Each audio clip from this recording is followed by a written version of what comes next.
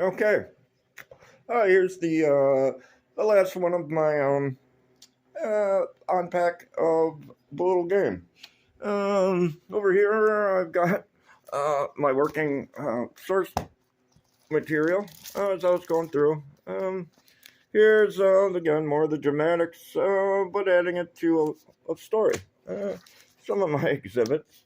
I probably already showed you. Oh, yeah, this is my police story with the chief of police, and I completely documented it uh, through audio source tapes. Um, which I kind of knew in the back of my mind. Audio was the bitch, and I figured that out. I'm not going to tell you when I figured it out, but I pretended I hadn't remembered, which is all part of the dramatics. As you can see from my props, and a little bit of booze I drank. Do I got my K2 around here anywhere? I got my crack pipe. I got backup battery packs all over the place now. Because my phone kept running out and it was kind of a pain in the ass. So I played up the dramatics. So this is what I'm going to be my official sworn statement. Again, just showing you the bigger picture here at Killer Cow Studios. Which I've managed to throw together with just shit I've had around the house that I bought in a previous life.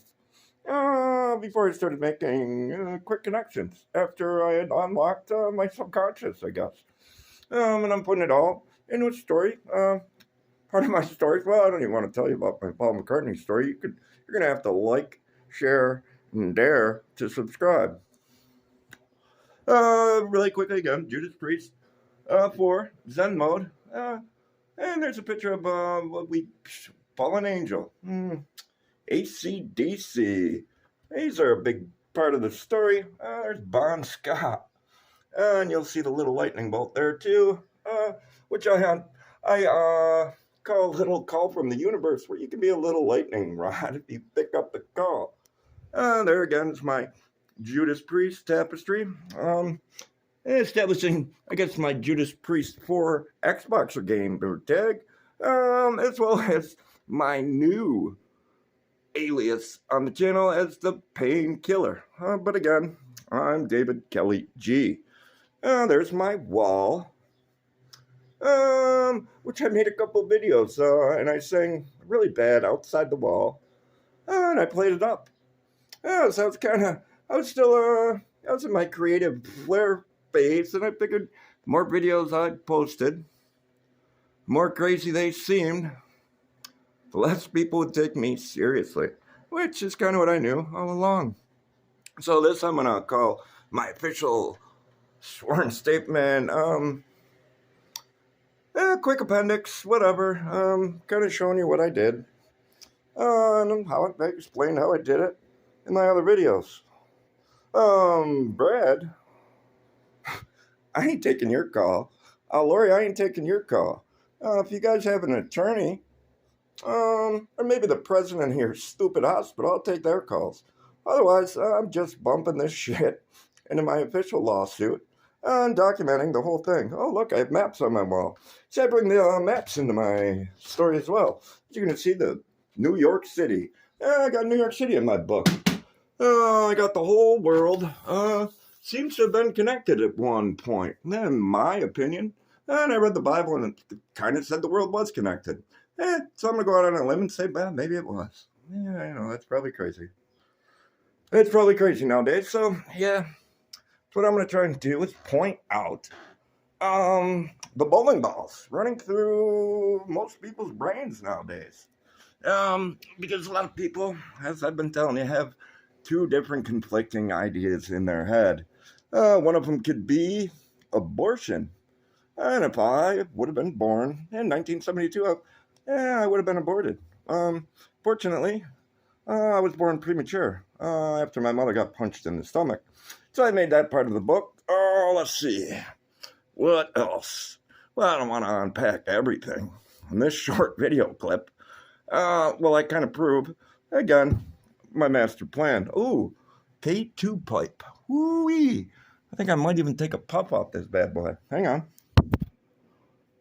Oh, fuck.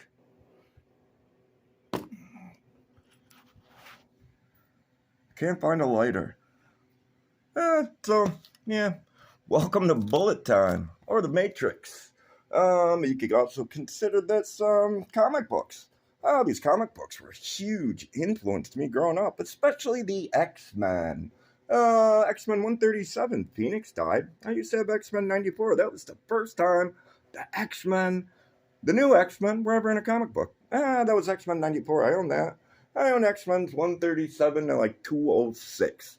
See, I kind of remember a lot of shit, which reminds me of this kid I used to work or live next door to named Steve Korn. And it's oddly strange that some dude named Korn is calling me out of Brockport. And then I look on the old Facebook and there's a Steve Korn who appears to have been from the Rochester area. And I already posted him on my Facebook page and in some of my background videos. I really hope that dumb motherfucker wasn't involved in the phone call I got from the Brockport police the other day. And maybe he's not involved with that 4286666 number that I missed 2 calls from, that I have all documented and backed up, along with Korn's phone call, giving me 1550.732Q badge number, 1550 Davis Road, where I grew up as a young boy. Steve Korn. After moving out of 1550 Davis Road, I moved underneath the post office in North Charlie, which I think is now a coffee bar. But anyhow, Steve Korn, Cork, lived next door to me growing up, and I sure hope that dumb motherfucker didn't drop the ball, or he's going to make me even richer than Rochester General. Because then I'm going to sue the city of Rochester, the city of Brockport, and start picking up all the pieces once I get that freedom of information shit. Ooh, flying. And at this point, I think I'm going to get all the information I want. So I hope there was a pond where the Monroe County cop was going. I hope the chief of police, Mark, wasn't lying. And then I certainly hope Steve Korn or Korn wasn't involved in calling me later, because that would be a monumental mindfuck for them at this point. So I'm going to wrap this up with an official sworn testimony backed up on audio and video. Thank you've been greatly mine. What the fuck? Google, YouTube, Brad Schilling, Rickia Much, and potentially, even though I'm not sure, I haven't seen the guy in fucking 40 years, maybe Steve Korn, my former next door neighbor under the post office. What was that yellow house your parents lived in, Steve? And I seem to remember you were an evil little fuck, which, coincidentally enough, would connect all the dots for me. Thank you. Remember, everyone, like, share, dare to subscribe. Or you could check out some of the local bands in the area. I think Mr. White, fuck him. Mr. White might be the chief brains behind a particular studio. Man, I tried to warn him about that shit too. So it's all circling back for me.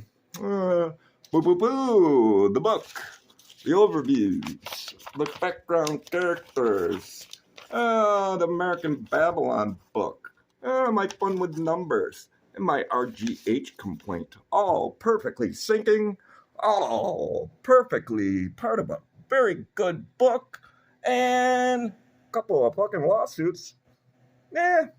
Maybe against the police, I don't know. I'd have to get a Freedom of Information Act. Boy, that would be hard to follow one of those bad boys, I bet. It'd probably take 5 minutes. So, Killer Cow, Studios. Let me see if I can get my FBI thing up here on the quick take. Okay, well, till then, I'm just going to play some background music.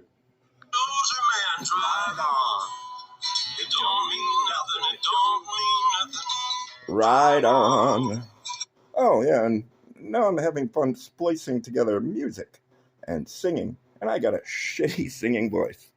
So, welcome to Bullet Time 3 Q, the great mind, you've been fucked. Life story.